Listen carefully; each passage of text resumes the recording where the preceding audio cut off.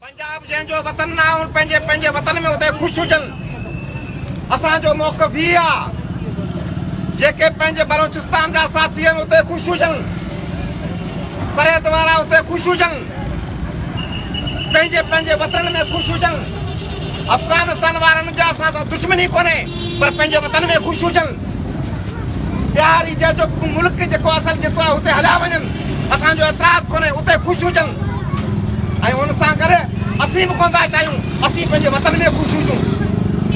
असांजो पंहिंजो महदूद हिकिड़ा वसीला आहिनि, असांजो महदूद हिकिड़ो रोज़गार आहे। उहो रोज़गार असांजे पंहिंजे बचनि जो पूरा नथो करे।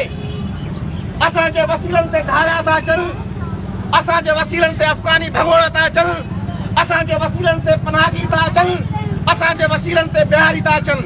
ऐं हू अची चवनि छा था, चवनि था त असीं मुहाजिर आहियूं। जॾहिं तव्हां पंहिंजो पाण खे डिक्लेयर था करियो मुहाजिर आहियो त तव्हां कैंपनि में रहणु खपो। तव्हांजो छा वञे हिन धरती सां? ऐं पोइ जेका रियासत आहे, जेका गवर्नमेंट आहे, उहो गवर्नमेंट छा थी करे?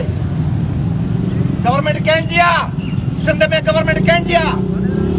वॾेरनि जी गवर्नमेंट आहे।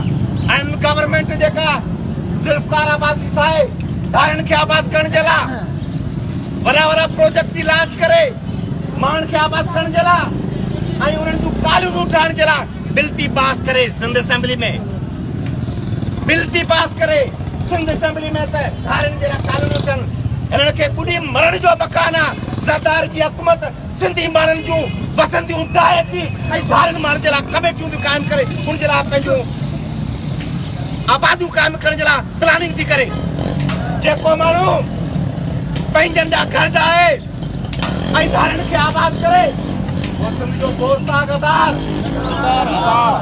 छा आहे बाबा?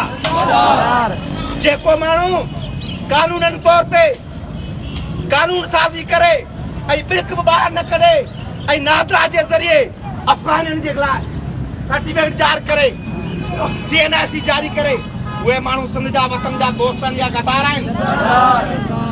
उहे गद्दार आहिनि। हू प्लानिंग कनि था। हिते जो वॾेरो हुकूमत में वेठल वॾेरो, मथे वेठल वॾेरो, हिननि खे कुर्सी खपे। उन कुर्सी जे लाइ हिन वतन खे विकिणी छॾियो आहे, पंहिंजा रस्ता विकिणी छॾिया आहिनि। हाणे हर हिकु कारोबार हिन जे हवाले आहे।